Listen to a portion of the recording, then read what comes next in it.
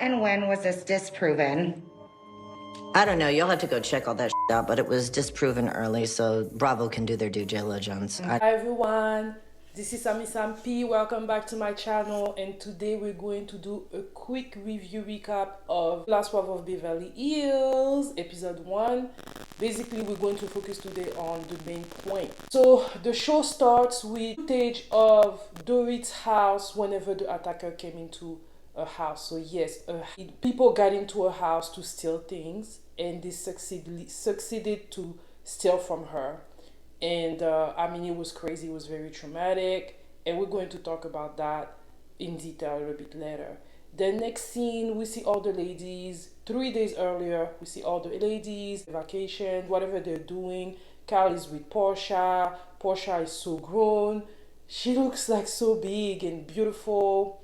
And Kyle is telling her that she's had a lot of issues with Portia. Last year it was very difficult to navigate that new part of their life, but their things are doing better. She's a totally different person. We see Sutton with Garcelle. Their friendship is solidifying. They're in Miami. Sutton is there to basically support Garcelle with the humanity things that she's doing for the children in IT. So I think that's really nice of her. And you know, all the ladies are talking. So the main topic in this review are going to be Sutton's behavior. Sutton is basically been talking mad, and we see her talking to Andy on Watch What Happens Live, and she was basically saying that she invited Lisa and Ari to like something for Elton John basically, and they didn't say thanks to her, and she was basically saying that because she wanted to defend Garcelle, because in the previous season Lisa made a remark to Garcelle, and then we see Lisa talking to Erika, and Lisa is so pissed off at it, like she's so angry at it. I'm like, it's not a big deal. Y'all didn't say thanks, y'all didn't say thanks. You can say thanks now, like you can just move on. But Lisa, she's a dramatic person. Like, what? She's really is the villain. She's the true villain in this show because she does things so slick and so hypocrite. But yeah, she's really mad that she's being attacked. See Sutton talking. She's not happy with Erika, especially with the scene that they had last season where Erika was basically treating her.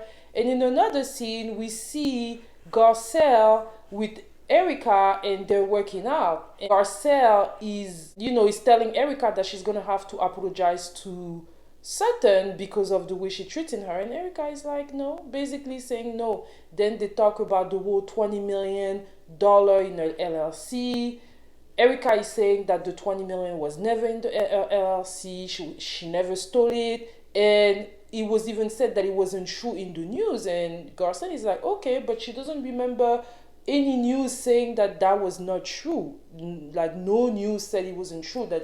News are saying that the 20 million were really in her account. So are you lying, Erika? In my opinion, I'm like, she has no choice but to lie because she doesn't want to go to jail. What do y'all think about this? Yeah, let me know in the comment. Like, even if it's the truth, what would she tell that she had it? Like, she has no choice. A part of me just feels like Erika needs to just not speak. And Garcelle is definitely doing a good job as far as the show is concerned in talking to her. People want to know what's going on. You know, Erika is going to be the main attraction during this season. Get to the attack that was made on Dorit's house, and honestly it was traumatic. It was really bad. We see the aftermath of it.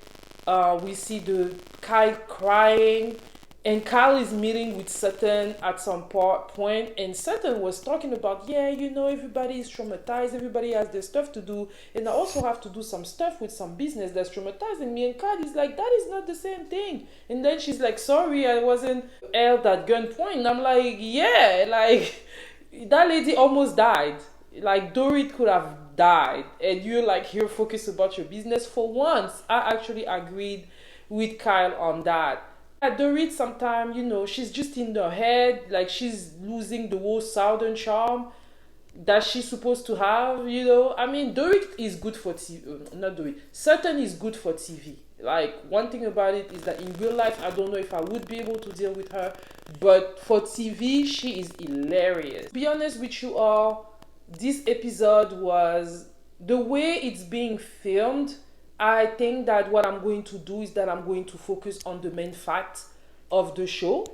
And honestly, for me, the two main facts are that Erika is lying. She probably is lying, but a part of me is like she has no choice but to say that she doesn't have the 20 million because the implications are just too much. She's also letting us know that her husband is in a facility, and that basically they're still married. It's too difficult for him to divorce him right now, and that she has basically bigger lawsuit to fry.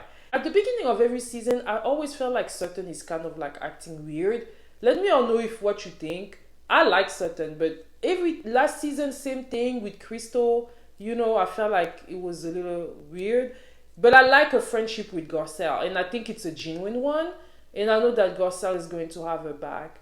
That's it, guys. That was my review. It's a really quick one. I just want to gauge, are you all going to want a review from me? If that's the case, please let me know in the comments. And for those of you that are new, hey, I invite you to below. And for those of you that have been supporting me from the beginning, thank you all so much. And I will see you all next week. Bye.